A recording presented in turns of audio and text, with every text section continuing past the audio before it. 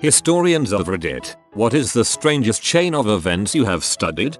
We learnt about this in school. In the 1950s in Borneo they were suffering from an outbreak of malaria. So, with the help of the World Health Organization, they sprayed DDT all over the island to kill the mosquitoes. But the DDT also killed the island's wasps, which helped control the population of thatch-eating caterpillars. Thatch that people's homes were made of, and thanks to this, their roofs began to collapse. Many other small insects started to get affected by the DDT, which were eaten by geckos. The geckos developed a tolerance to the DDT, but the cats who ate the geckos didn't, and the cat population started to die off. This led to the island's rat population to increase greatly, and that's the story of how an island with a malaria problem led to cats being airdropped into Borneo.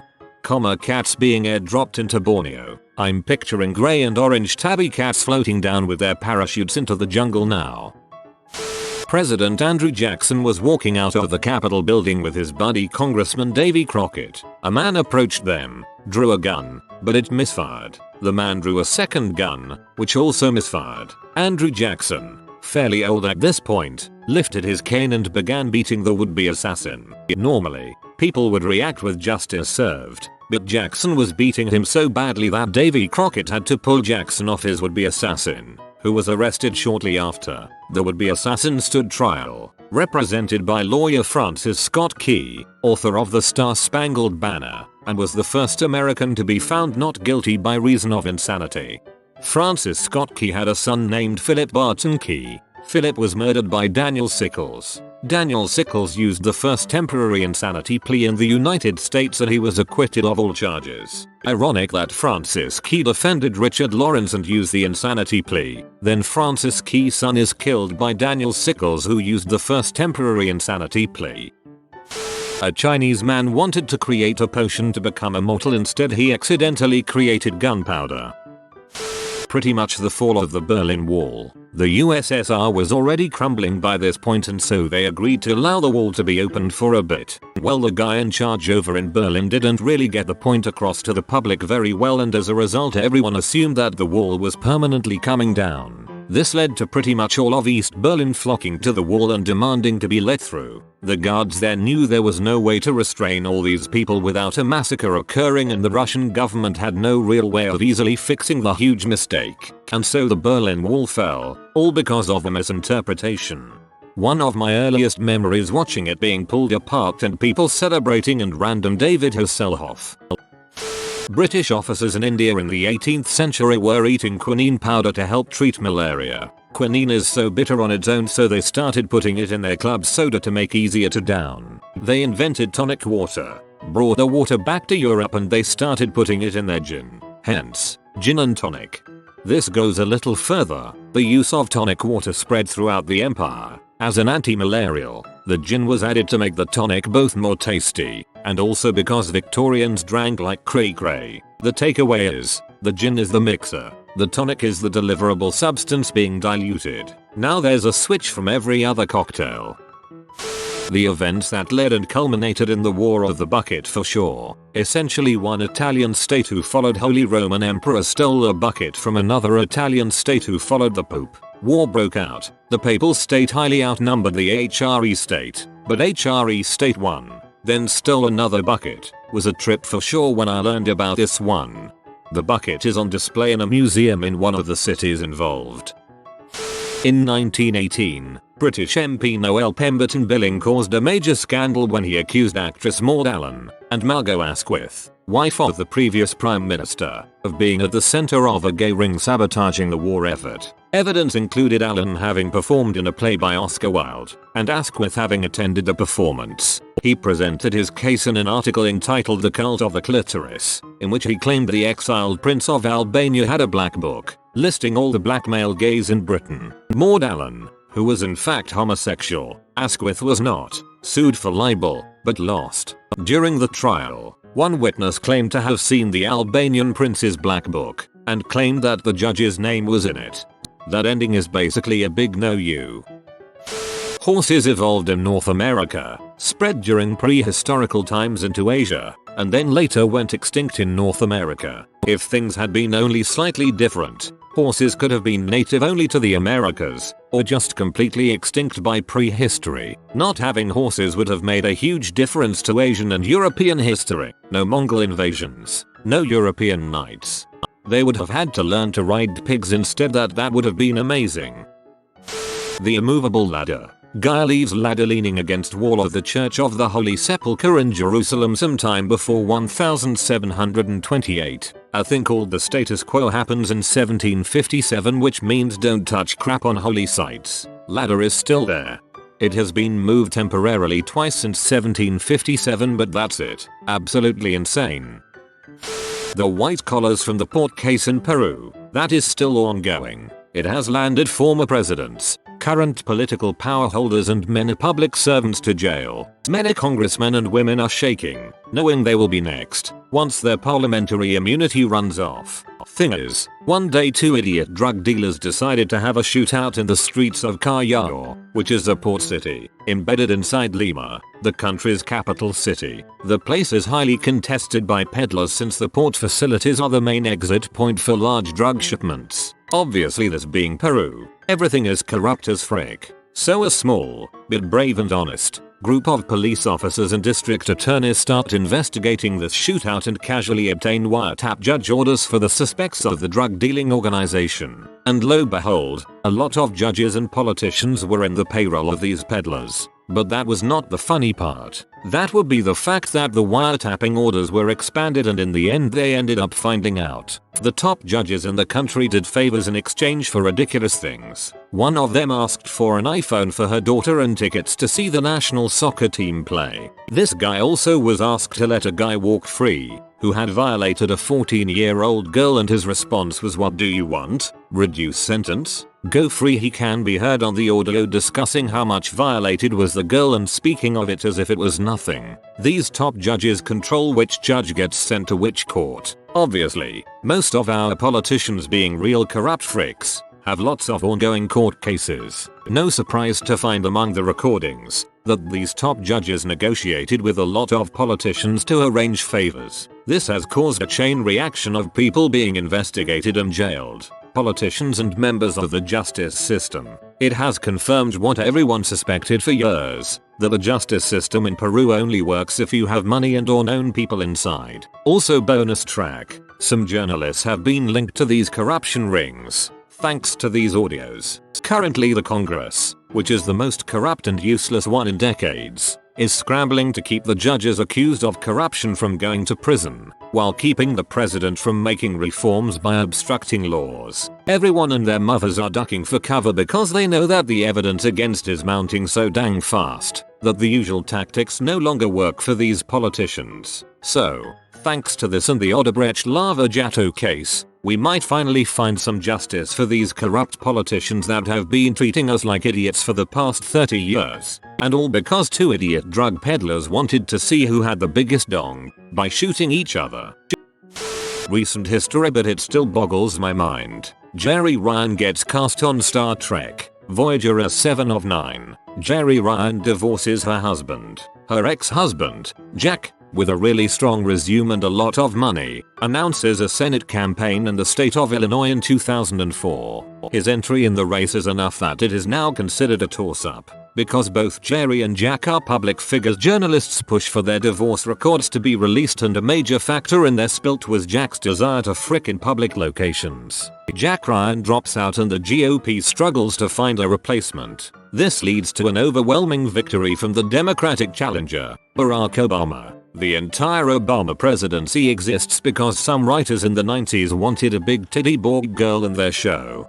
People, the interracial kiss with Uhura will be the biggest impact Star Trek has on racial equality. Jack Ryan, hold my dong in public.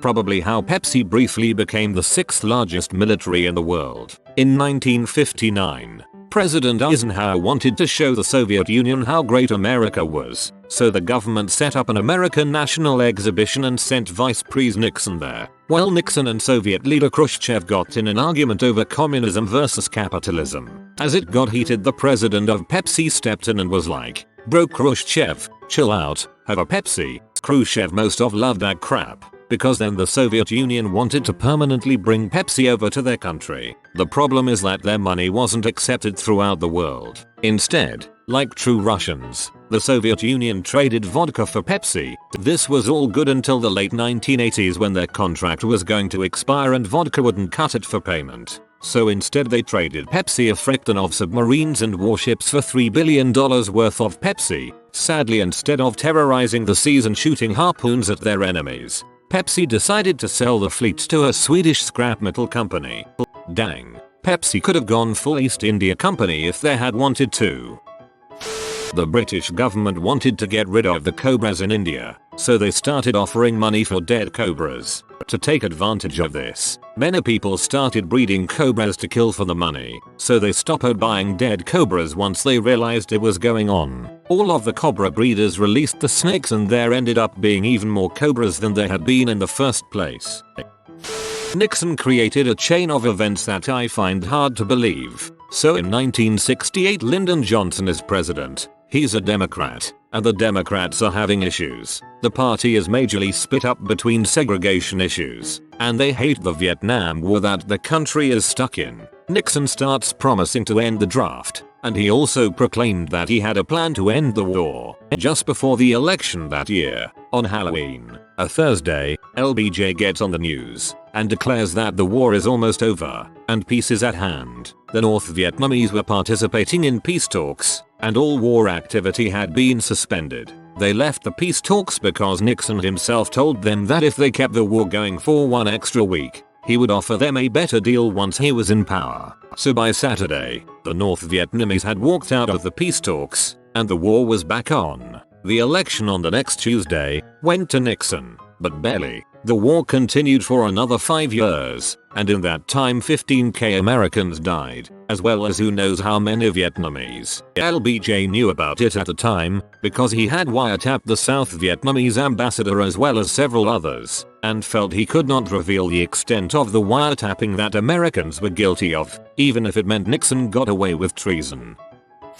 I remember how King Henry I was returning to England. He allowed his only legitimate son, next in line for the crown, his half-brother and sister, and a bunch of really important people to ferry back with the guy who offered to sail the king back while the king went back on his own. After they all get drunk, the boat crashes and only some random survived. This caused a civil war between England and Normandy for 18 years 1135-1153, according to Wikia. Chroniclers described this as a period in which Christ and his saints were asleep. In the 17th century, most of Europe was on the verge of famine, but potatoes were in plentiful supply. The general population thought of the vegetables as disgusting, so just didn't eat them. Amazingly, Frederick the Great, the king in Prussia, grew fields of potatoes and stationed guards to protect them, saying no one is allowed to eat these. Soon enough people were stealing potatoes, and then everyone wanted them. Cringes in Irish.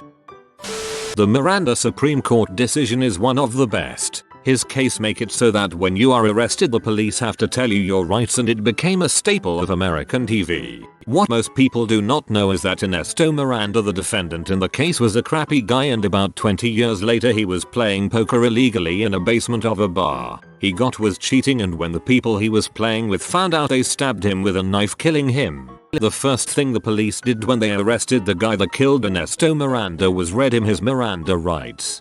The real till here is that Miranda wasn't a woman.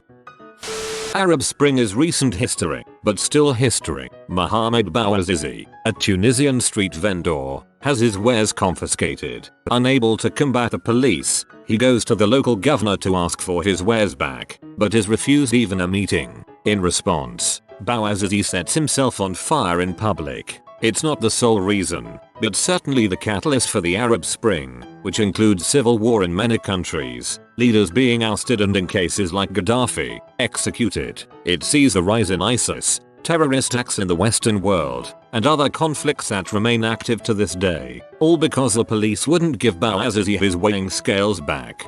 I was already fixing to make some kind of KGI wears joke until I read about him setting himself on fire. That's truly tragic. The 3. Defenestrations of Prague. Such an oddly specific thing to happen on so many occasions. During the Black Plague, people thought the cats were spreading the disease. They then killed all the cats. The problem is that the cats killed rats, the real source of the plague. The plague now spread faster. Fun fact, fleas were the actual source of plague transmission. Rats, and other animals, carried the fleas. Henry VIII changed the religion of England because he wanted to divorce his wife and get into the panties of a girl. Anne Boleyn, my favorite mistress wife of Henry VIII. The story of Arlington National Cemetery is a strange one indeed. Arlington Plantation, originally settled by none other than George Washington's adopted son, George Washington Parke Custis. He built the ornate mansion as a tribute to George Washington, creating a museum, or first presidential library. His Mary Custis married up-and-coming West Point grad, Robert E. Lee. During the Civil War, the Lees evacuated Arlington and it was seized by the Union for unpaid taxes, a total of $91. Mary Lee had sent payment via courier, but the payment was refused as they wanted her to pay in person, which wasn't going to happen during the war. The Union began burying their war dead in Lee's front yard, so that every day Lee would be forced to realize the damage he'd done to his former country. After the war, the Lees sued the federal government in order to regain ownership of Arlington Plantation. The suit took many years to play out and ended at the US Supreme Court, favoring the Lees' complaint. The Lees has passed in the interim. The heir to the Lees estate, Robert E. Lee Jr., who actually had a brother named George Washington Custis Lee, had no interest in trying to re-establish the plantation at Arlington. Thousands of graves in the front yard may have been a deterrent. Therefore he offered to sell Arlington to the federal government, which accepted the offer. As luck would have it, then Secretary of War, now the Sec of Defense, Robert Todd Lincoln, the son of Abraham and Mary Todd Lincoln, presented a check, about $100,000, to Robert E. Lee Jr. to settle the matter once and for all. How's that for a reconciliation act, and beginning of reconstruction of our union? I've always liked the fact that the first aviation passenger fatality was right at the back gate of this place. Orville Wright got an oscillation going with one of the later Wright flyers, and Lieutenant Selfridge bought the farm. He's buried very close to the spot he died. Like this video and this good boy will play you a nice song. If you are new to the channel, you can subscribe. I publish new videos every day. Until then, check another video, or don't. Either way, have a great day you magnificent people.